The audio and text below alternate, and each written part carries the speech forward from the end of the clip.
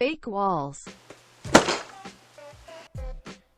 You know, it really is crazy how I've never reviewed anything in my life, yet Sony still sent me a PS5 to review. Let's check it out, I guess.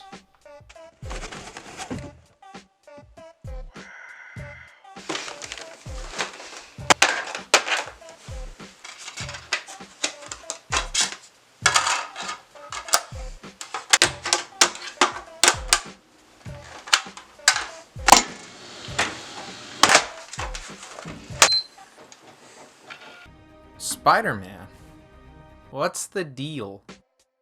Yeah, he's probably the most popular comic book character of all time, but, you know, for someone with such a wide array of stuff made about him, he seems to be a little hit and miss in the video game department, to say the least. I mean, arguably there wasn't really a good Spider-Man game until the late 90s, and there wasn't a really good one until the second film a few years later, and there wasn't like a, pun intended, spectacular game until just recently. So what's with this kind of odd run? I mean, he's had tons of games, so what about the ones that came out in between the good ones? Like the ones that suck. The Amazing Spider-Man came out alongside the movie in 2012 and is generally forgotten about, for good reason. It's a dull game based off a dull movie in an era where low-quality shit like this stuck out like a sore thumb, then was quickly forgotten about. So let's get on with it then. Yeah, okay. First impressions are always a big thing with video games, you know. First image you see will kind of define the rest of the experience. That's how I see it anyway. You start up the game and you just notice how jank it is.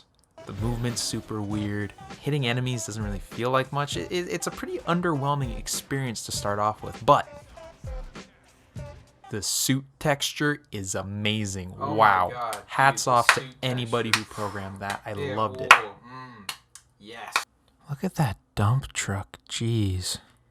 And that's about all the good things I have to say about the game. So, where do I begin?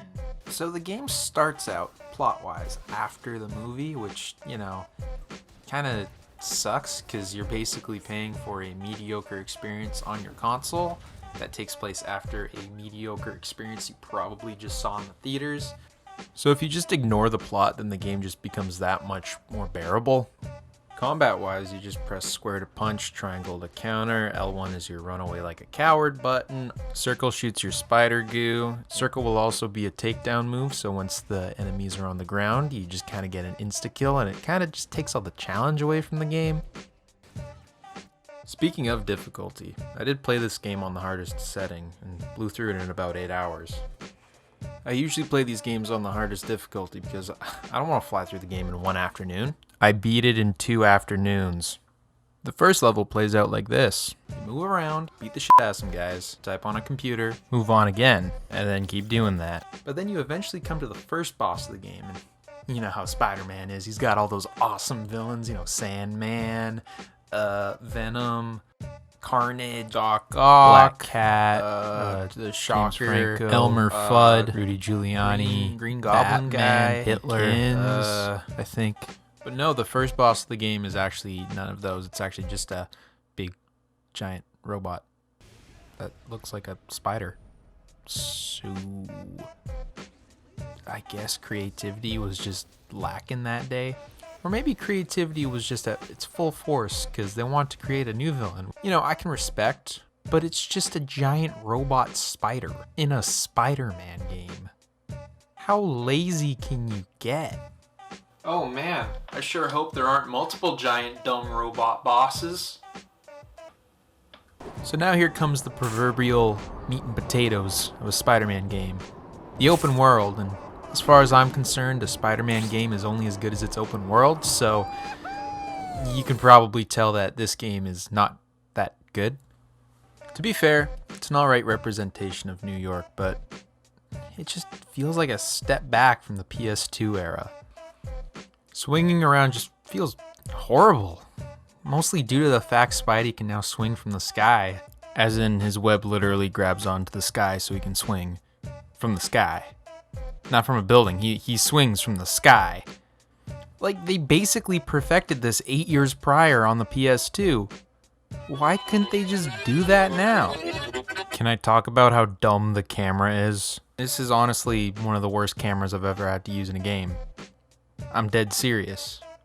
I've literally played PSP games with better cameras. In an effort to make the game a lot more cinematic, the camera is pressed real close to Spider-Man, and honestly it makes the game almost unplayable. I feel like the game's on the verge of just showing me Spider-Man's internal organs. Like, it is way too close, especially when you're swinging around the city.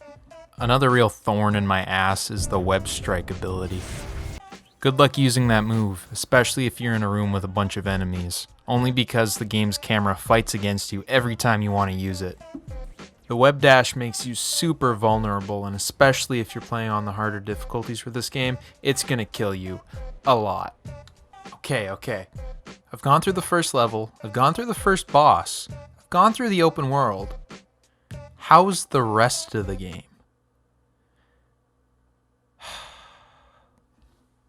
Every level plays out nearly identical to the first one.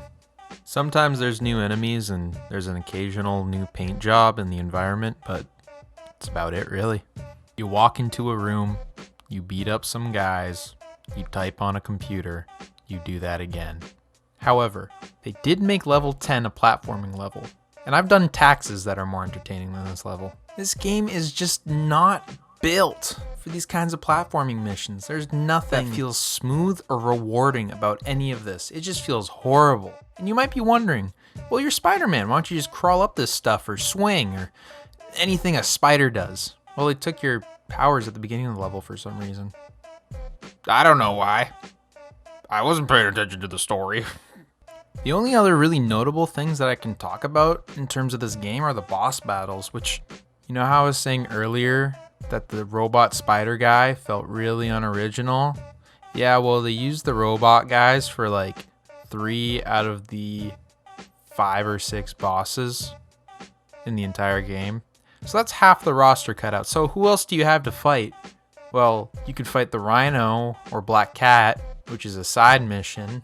So I don't think that really counts. In terms of the main game, you're fighting Wheelchair Guy, Shitty Scorpion, and Delgo. I'm done with this. I'm done.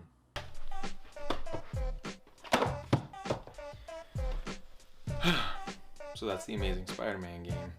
I mean, nothing special by any means of the imagination, but nothing really notable either. To be honest, I don't know what I expected going into a movie game that I didn't even like the movie of to begin with, but here we are. Although, there was one thing I forgot to talk about. When you're playing the game, there's this Twitter feed that you see in the loading screens, you know, just all the thoughts of the New York City citizens and, oh, what Spider-Man's up to and all the latest updates. But there's a weird thing about it that just confused me. Trump The whole announced the time I was temporary looking suspension at it, as a I was measure like, to contain the spread of the novel Sunday, there were coronavirus. almost 5,000 This would confirmed never be cases real. in Not Germany. in this This day is a and jump age. of more than 1,000. Of course, I'm talking about what kind of a username is Brand Turismo. That's just dumb.